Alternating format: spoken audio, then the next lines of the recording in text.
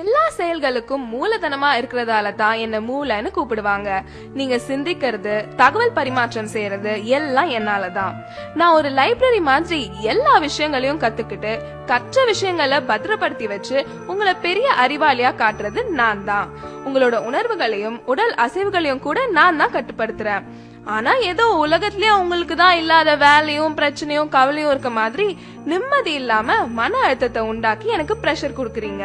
சரியா தூங்குறது இல்ல, சத்தான உணவு சாப்பிடுறது இல்ல, உடற்பயிற்சி பண்றது இல்ல, மனச அமைதியா வச்சுக்க ஒரு சின்ன முயற்சி கூட எடுக்கிறது இல்ல.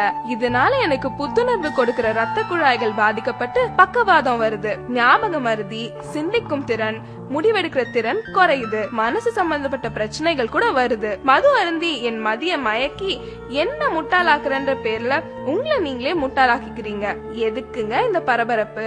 அமைதியா வாழுங்க, நல்லா தூங்குங்க, நிம்மதியா இருங்க, புத்திசாலின்னு எனக்கு பேர் வாங்கி கொடுங்க. அதுதான் உங்களுக்கும் பெருமை, எனக்கும் பெருமை. உங்க உடம்புல எல்லா உறுப்புகளும் 1 2ன்னு தான் இருக்கும். ஆனா நான் மட்டும் தாங்க 32 இருக்கேன். நான் அதிகமா இருக்கிறதுனாலவோ என்னவோ தெரியல, நீங்க என்ன சரியாவே கவனிக்கிறது இல்ல. இன்னும் நான் யாருன்னு தெரியலையா? நான் தாங்க உங்க பல்லு பேசுறேன். நான் நீங்க சாப்பிடுற உணவை மென்னு சிறு துகள்களா மாற்றி செரிமானத்துக்கு முதுகெலும்பா இருக்கிறேன். பல்லு போச்சுன்னா சொல்லு போச்சுன்னு சொல்லுவாங்க. நான் இல்லன்னா உங்க பேச்சு கூட தெளிவா இருக்காது. நீங்க சிரிக்கும் போது உங்களை பளிச்சுன்னு அழகா காட்டுறது நான் தான். நான் இல்லன்னா நீங்க சிரிக்க கூட யோசிப்பீங்க. இவ்வளவு முக்கியமான எண்ணெய புகையில பாக்க போட்டு சிகரெட் பிடிச்சு அழுக்காக்குறீங்க. குளிர்பானம்ன்ற பேர்ல கண்டதையும் பிடிச்சு என்ன சொத்தையாக்குறீங்க. ஒரு நல்ல சாப்பாட்டை கூட ருசிச்சு சாப்பிட முடியாம பண்றீங்க. இனிமேலாவது என்னுடைய கஷ்டத்தை புரிஞ்சுக்கிட்டு கொஞ்சம் இதையெல்லாம் தவிர்க்கிறீங்களா? நான் என்னோட வேலையை சரியா செய்யற வரைக்கும் தான் உங்களை எல்லாரும் பேர் சொல்லி கூப்பிடுவாங்க.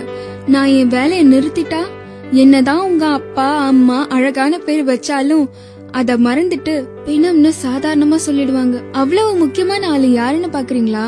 நான் தாங்க உங்க நுரையீரல் பேசுறேன். எவ்வளவு தூசும் மாசும் நிறைஞ்ச காத்த நீங்க உள்ள இழுத்தாலும் நீங்க வாழ்றதுக்கு மூல காரணமா இருக்கிற ஆக்சிஜனை மட்டும் சுத்திகரிச்சு உங்க உடலுக்கு அனுப்புறேன்.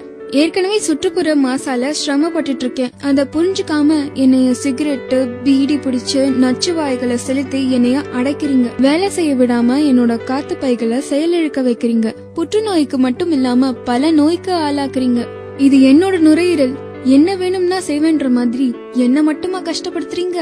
நீங்க இழுத்து விடுற புகை உங்களையும் மத்தவங்களையும் பாதிக்குது.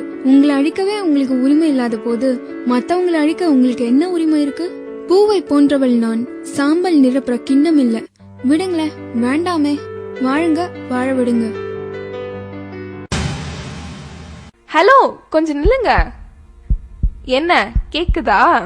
நான் தான் உங்க இதயம் பேசுறேன். இதயம்னு சொன்ன உடனே உங்களுக்கு ஞாபகம் வர்றது உங்க காதல் தான். இப்படி காதலின் சின்னமான என்னையும் கொஞ்சம் காதலிக்கலாம்ல.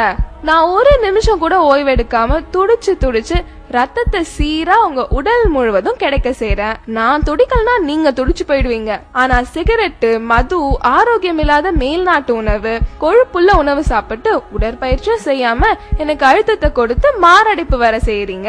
ஒண்ணு மட்டும் ஞாபகம் வச்சுக்கோங்க, நான் துடிக்கிறத நிறுத்தினா உங்க துடிப்பும் அடங்கி போயிடும். இனிமேலாவது அவன் சொன்னா இவன் சொன்னா ஸ்டைலு பிரஸ்டீஜ்னு சொல்லிட்டு இந்த பாழா போன விஷயங்கள் எல்லாம் செய்யாம நல்லா சாப்பிட்டு ஓடி ஆடி உடற்பயிற்சி செஞ்சா காதலின் சின்னமான நானும் நல்லா இருப்பேன், காதலிக்க நீங்களும் நல்லா இருப்பீங்க. ஒரு வேளைக்கு சாப்பிட சொன்னா 3 வேளை சாப்பாட்ட ஒரே நேரத்துல சாப்பிட்டு என்ன திணறடிக்கிறீங்க. இது உங்களுக்கே நியாயமா இருக்கா? யாருன்னு யோசிக்கிறீங்களா? நான் தாங்க உங்க வயிறு பேசுறேன். வெந்தும் வேகாத கொழுப்புள்ள உணவை இஷ்டத்துக்கு சாப்பிடுறீங்க. அதை நான் செரிக்க வைக்கிறதுக்குள்ள நொந்து நூலாயிடுறேன். செரிமானத்துக்கு உதவி பண்றேன்ற பேர்ல கேஸ் நிறைஞ்ச குளிர்பானங்களை குடிக்கிறீங்க. இதுல மேலும் நான் புண்ணாயிடுறேன். இப்படி ஒரு பக்கம் அதிகமா சாப்பிட்டு சாகடிக்கிறீங்கன்னா இன்னொரு பக்கம் வேலைக்கு சாப்பிடாம டயட்ன்ற பேர்ல சாகடிக்கிறீங்க. இது போதாதுன்னு இன்னும் கஷ்டம் கொடுக்கற மாதிரி மது அருந்தி அந்த கசப்ப மறைக்க ஆரோக்கியம் இல்லாத உணவை சைட் டிஷ்னு ஸ்டைலா சொல்லிட்டு சாப்பிடுறீங்க. நீங்களே கொஞ்சம் யோசிச்சு பாருங்க, நான் எவ்வளவு மென்மையானவன்னு. குப்பத்தொட்டி மாதிரி கண்டதையும் போட்டு நிரப்புறீங்களே, இது வயிறா இல்ல குப்பத்தொட்டியா? ஆசைக்கு சாப்பிடுங்க, ஆடம்பரத்துக்கு சாப்பிடாதீங்க. தேவைக்கு சாப்பிடுங்க, தேவையானதை தேர்ந்தெடுத்து சாப்பிடுங்க. ஆயுள் முழுக்க நல்லா இருப்பீங்க. நான் ரொம்ப நல்லவங்க.